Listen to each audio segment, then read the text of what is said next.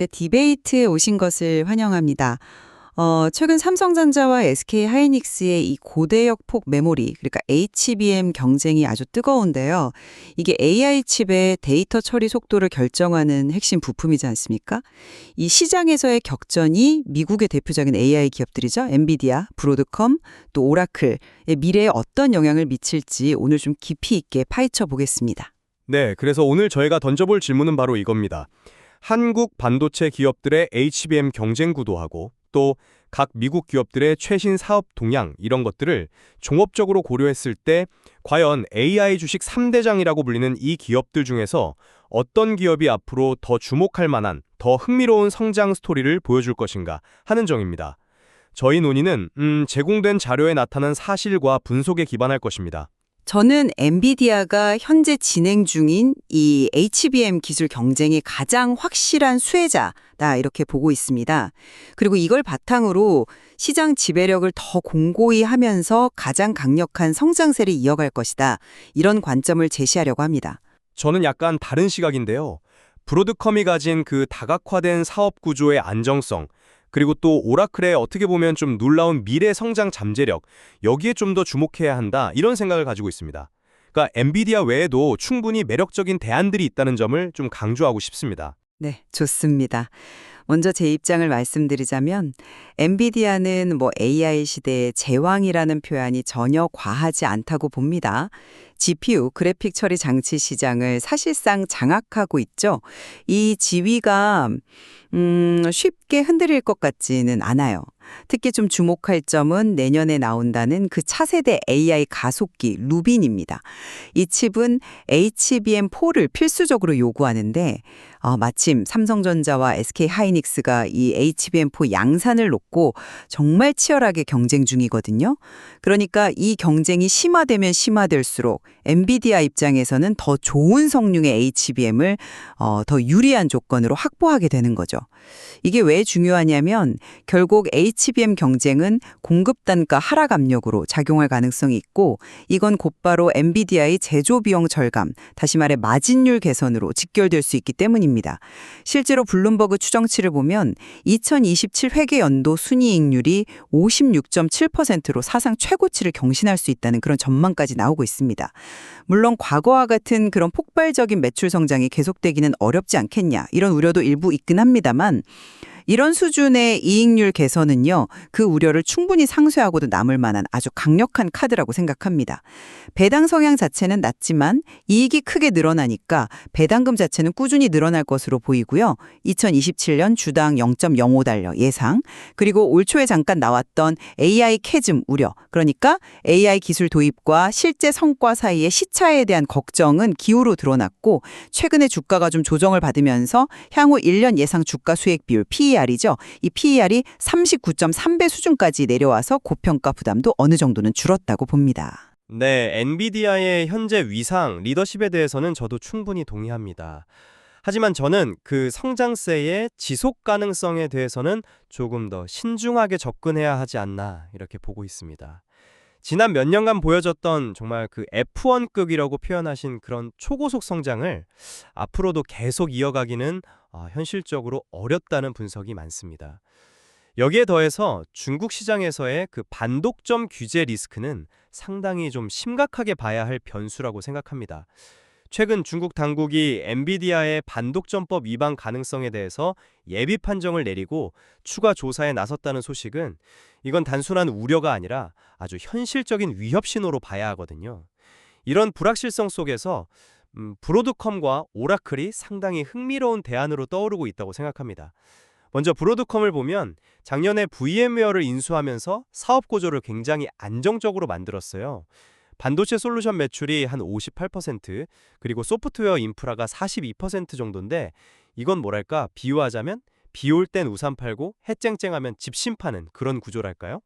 경기 변동성에 대한 방어력을 크게 높인 셈이죠. 또 하나, AI 시대의 수혜가 꼭 엔비디아 GPU에만 국한되는 건 아닙니다. 구글 같은 빅테크 기업들은 자신들의 AI 작업에 최적화된 맞춤형 칩, 그러니까 ASIC라고 하죠. 이 ASIC에 대한 수요가 점점 늘고 있는데 브로드컴이 바로 이 분야의 강자입니다. 지난 분기 관련 매출이 전년 동기 대비 63%나 급증했다는 사실이 이걸 잘 보여주죠. 그러니까 단순히 엔비디아 GPU 공급망의 일부가 아니라 AI 생태계를 떠받치는 또 다른 중요한 축이라는 겁니다.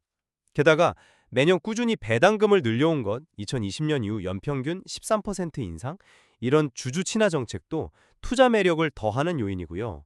레이 달리오나 체이스 콜먼 같은 유명 헤지펀드 매니저들이 브로드컴 비중을 늘리는 것도 다 이런 맥락에서 이해할 수 있습니다. PER이 54배로 물론 높긴 합니다만 이러한 복합적인 강점들이 반영된 결과라고 봐야 할 것 같습니다.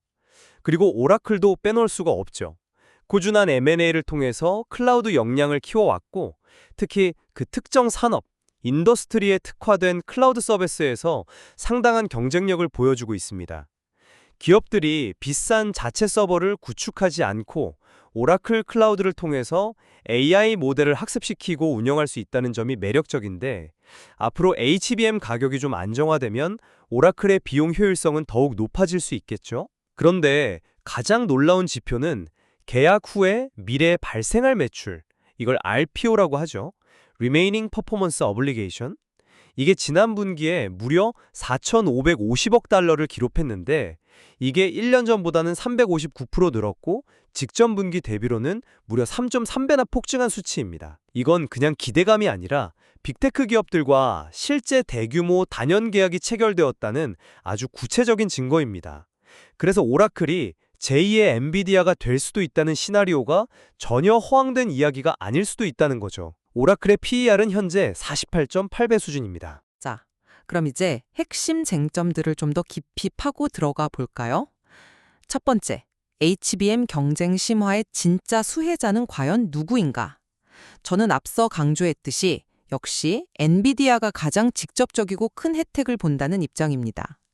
차세대 칩 루비 내에 HBM4가 필수적이기 때문에 삼성과 SK하이닉스의 경쟁은 엔비디아에게 그야말로 더 좋은 성능의 메모리를 더 나은 가격에 확보할 기회를 제공하는 셈이죠. 이건 바로 제조 비용 절감과 마진율 개선으로 이어지는 거고요. 2027년에 56.7%라는 순이익률 전망이 그 가능성을 잘 보여준다고 생각합니다. AI 하드웨어의 심장인 GPU의 성능과 가격 경쟁력에서 직접적인 이득을 얻는 엔비디아가 최대 수혜자라는 건 상당히 분명해 보입니다. 물론 엔비디아가 혜택을 보겠죠. 그 점은 부정할 수 없습니다. 하지만 그 혜택이 엔비디아에게만 집중된다고 보는 건 약간 좀 좁은 시각이 아닐까 싶습니다. HBM 가격 하락은 AI 인프라 전반의 비용 절감을 의미하는 거잖아요. 이건 엔비디아 GPU 원가 절감 효과도 있지만 동시에 제가 말씀드린 것처럼 특정 목적에 최적화된 맞춤형 칩, 즉 ASIC에 대한 수요도 늘릴 수 있습니다. 브로드컴의 AI 관련 매출 급증이 그 증거 중 하나가 될 수 있고요. 또 동시에 AI 모델을 학습하고 운영하는 데 드는 비용이 줄어들면 오라클 같은 클라우드 사업자들의 가격 경쟁력은 더 높아지겠죠. 그러면 더 많은 기업 고객들이 AI 도입을 위해서 클라우드를 찾게 되니까 오라클의 성장에도 분명 가속도가 붙을 수 있습니다. 그러니까 HBM 가격 안정화의 과실은 AI 생태계에 참여하는 여러 기업들이 함께 나눠 가질 가능성이 높다는 거죠. 어쩌면 엔비디아가 누릴 혜택은 이미 시장의 기대치에 상당 부분 선반영되어 있을 수도 있고요. 그 지점은 상당히 흥미롭네요. 하지만 HBM 자체의 기술 발전이나 공급 안정성 측면에서 볼 때 엔비디아가 가장 직접적인 영향권 안에 있다는 점은 역시 부인하기 어려울 것 같습니다. 직접적인 영향은 맞습니다. 하지만 그 파급 효과는 생태계 전반으로 퍼져나간다는 점을 봐야 한다는 거죠. 자, 그럼 두 번째 쟁점으로 넘어가서 성장 전망과 리스크 관리 측면에 대해서 이야기해 볼까요? 좋습니다. 성장 전망과 위험 관리. 엔비디아의 성장률이 과거처럼 매년 2배씩 이렇게 폭발적으로 뛰지는 못하더라도 AI 시장에서의 그 독보적인 기술 리더십과 또 높은 이익률은 여전히 강력한 투자 매력 포인트라고 생각합니다. GPU 시장 점유율 1위라는 건 단순히 물건을 많이 판다는 의미를 넘어서서 사실상 기술 표준을 이끌어간다는 뜻이니까요. 중국 규제 리스크 물론 존재합니다. 저도 인정합니다. 하지만 현실적으로 봤을 때 중국 내 기업들이 엔비디아 GPU를 대체할 만한 성능의 대안을 당장 찾기는 어렵습니다. 결국에는 어떤 형태로든 협력 관계를 유지할 수밖에 없을 가능성이 높다고 저는 봅니다.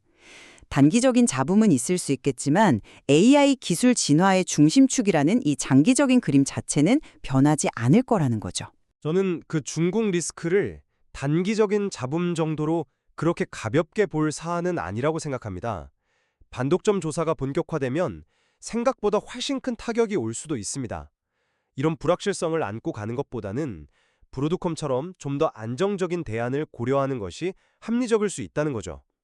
반도체와 소프트웨어라는 이 양 날개로 균형을 잘 잡고 있고 꾸준한 배당 성장까지 보여주니까 위험 대비 기대 수익률이라는 관점에서 보면 더 매력적일 수 있다는 겁니다. 오라클은 또 어떻습니까? 아까 말씀드린 그 폭발적인 RPO 증가, 이건 단순한 희망 회로가 아니라 이미 확보된 미래 매출이거든요. 이건 미래 성장에 대한 가시성이 매우 높다는 뜻이고 투자자 입장에서는 상당한 안정감을 주는 지표입니다. 반면에 엔비디아의 높은 성장 기대치에는 그만큼 높은 변동성과 예측 불가능성이 내포되어 있다는 점은 우리가 인정해야 할 부분이라고 생각합니다. 네, 리스크에 대한 평가는 투자자 각자의 성향에 따라 다를 수 있겠군요. 하지만 기술 혁신을 주도하는 기업에 대한 시장의 기대감은 그렇게 쉽게 꺾이지 않을 것이라는 점도 고려해야 할 것 같습니다. 그렇다면 이제 많은 분들이 가장 궁금해하실 부분일 텐데 현재 주가 수준, 즉 밸류에이션 문제를 한번 짚어보죠. 네, 밸류에이션 중요하죠. 엔비디아의 향후 1년 예상 PER이 지금 한 39.3배 정도 됩니다. 브로드컴이 54배, 오라클이 48.8배인 것과 비교하면 상대적으로 낮아 보일 수도 있습니다.